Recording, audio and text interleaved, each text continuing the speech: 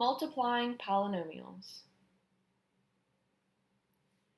Whenever we're multiplying polynomials, we need to use the distributive property. Every term in the first set of parentheses needs to be multiplied by every term in our second set of parentheses. And after we've used that distributive property, we'll then simplify. So looking at this problem, we're going to take that first term x, and it's going to multiply to x to give us x squared, and to 2 to give us a positive 2x. Now that we've taken this x and multiplied it to every term here, we're going to take the 3 and distribute that as well. Distribute 3 to x to give us a positive 3x, and 3 to 2 to give us a positive 6. And after the distributive property, we combine like terms. Our like terms here are 2x and 3x, because they have that x with an exponent of 1, whereas this has x with an exponent of 2, and then this is a constant. So we're left with x squared plus 5x plus 6. Another way to think about multiplying polynomials is with an area model. So this might help those of you who are more visual. So we take every term in the first set of parentheses, put it up here, x, positive 5, and then we look at our second set of parentheses, x, positive 4, and then now we find the area of each individual rectangle, and that will allow us to find the area of the whole thing. So here we have x times x to give us x squared, x times 4 to give us 4x, 5 times x to give us 5x, and then 5 times 4 to give us 20. And then just like in our previous example, we now find those like terms. And so then we're left with x squared plus 9x plus 20. Let's look at a few more examples. Find the product. So that means we're going to be multiplying here. And also, when we have parentheses like this, polynomials with no operation sign in the middle, then that's multiplication. Because if it were addition or subtraction, we would see a plus sign or a minus sign. Okay, so we start by distributing the x to every term in the second set of parentheses. X times x gives us x squared. X times negative 2 gives us a negative 2x. Always pay attention to the sign in front of your term. And now we distribute our 6 to every term. 6 times x gives us 6x. 6 times negative 2 gives us negative 12. And now we combine like terms. Remember, whenever you're combining like terms, you're just adding those coefficients. So negative 2 plus 6 gives us a positive 4, and then we're left with a like term and bring down our minus 12. Okay. Pause the video and try this example. So here we are multiplying two binomials. So we're going to use our distributive property. X times x gives us x squared. X times negative 5, again pay attention to the sign, gives us negative 5x. Now we distribute our 9. 9 times x gives us 9x. 9 times negative 5 gives us negative 45. And now combine like terms. Negative 5x plus 9x will give us a positive 4x. Then we bring down our x squared and negative 45 since they don't have like terms to be simplified. Okay? Pause the video and try this one, keeping in mind your signs. So here, we start by distributing x to x to give us x squared, x to negative 10 to give us negative 10x, negative 3 to x to give us negative 3x, and then a negative 3 to negative 10 to give us positive 30. Again, whenever we're sitting here multiplying polynomials, we use the distributive property to multiply terms by other terms. Whenever you multiply terms, you add those exponents. That's where that 2 comes from. And then you just multiply your numbers. All right, so now we combine like terms. We're left with x squared minus 13x plus 30.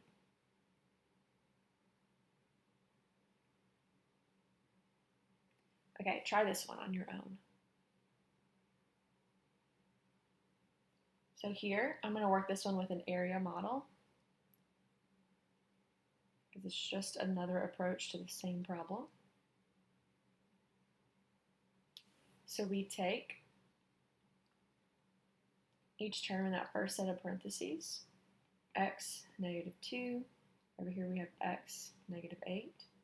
And now we find the area of each individual rectangle. Here, remember to find the area of a rectangle, it's length times width, so we have x squared. Here we have x times negative 2 to give us negative 2x. Here we have negative 8 times x to give us negative 8x. And then here we have negative 8 times negative 2 to give us a positive 16. And now we combine like terms, and we have x squared minus 10x plus 16.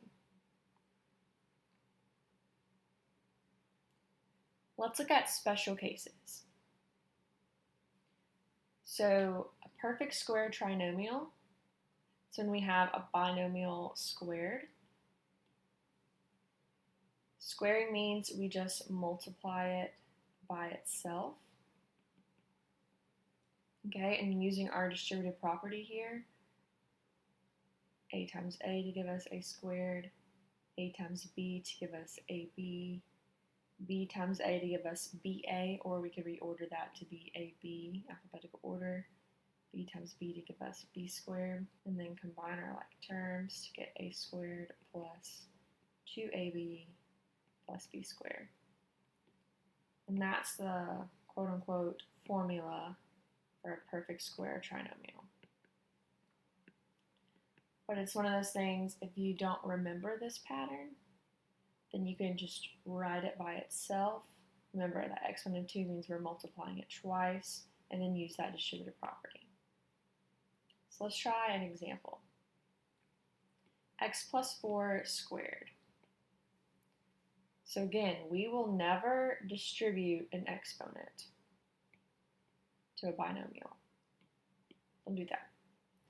Squaring, we're going to multiply it twice. And then now we use our distributive property. X times x gives us x squared. X times 4 gives us 4x. 4 times x gives us 4x. 4 times 4 gives us 16. And then combine our like terms. 4x plus 4x, so 4 plus 4 is 8, so now we have 8x plus 16. Okay. Pause the video and try this one on your own. So we're going to write this twice, x plus 3 times x plus 3. And now we distribute. X times x gives us x squared, x times 3 gives us 3x, 3 times x gives us 3x, 3 times 3 gives us 9, and then combine like terms, x squared plus 6x plus 9. And this is the perfect square trinomial, our answer. Okay, pause the video and try this one on your own. So we're going to write x minus 3 twice. Let's review the area model here.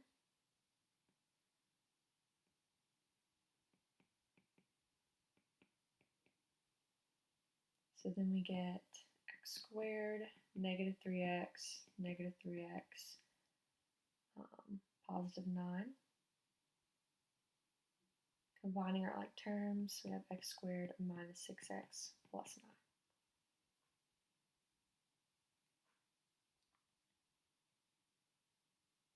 All right, let's try this one. So we're going to write x minus 5 twice. And use our distributive property.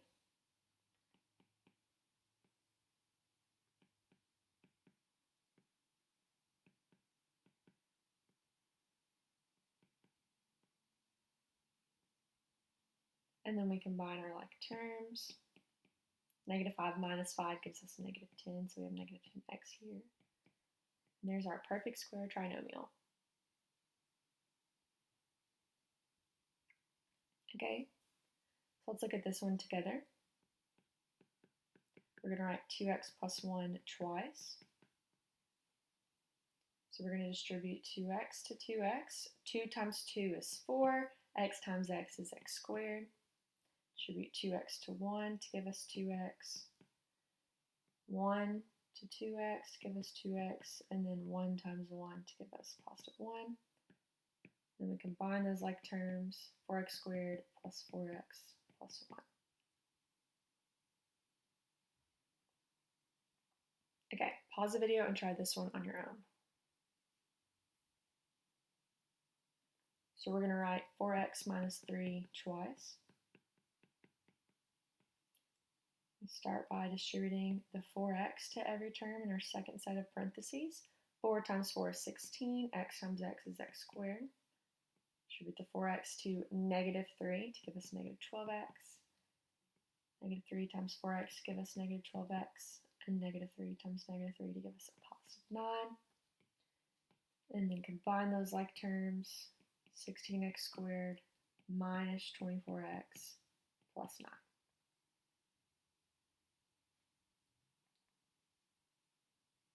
Okay, our other special case is when we have two binomials and we have additive inverses here. Additive inverses, those are same terms, different signs. And they're important because when added together, they simplify to 0. So let's see what that looks like. So here we distribute our x to give us x squared, x to negative 2 to give us negative 2x, 2 to x to give us a positive 2x, 2 to negative 2 to give us negative 4. And then at this point, when we combine like terms, negative 2x plus 2x, since those are the same terms, opposite signs, they simplify to 0. So those simplify to 0. So we're left with x squared minus 4. And that's the difference of two squares. Okay, pause the video and try this one on your own. Okay, we're going to use that distributive property. X times x gives us x squared. X times negative 3 gives us negative 3x. And now I distribute the 3 to every term. 3 times x gives us a positive 3x. 3 times negative 3 gives us a negative 9. And then we combine like terms. Negative 3x plus 3x, since those are additive inverses, they simplify to 0, and we're left with x squared minus 9.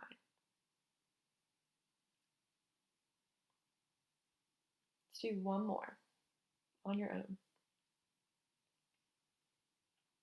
So here, let's practice the area model. Again, you do not have to do it this way, it's just a different approach. X positive 4, x negative 4. X times x is x squared. X times positive 4 is positive 4x. X times negative 4 is a negative 4x.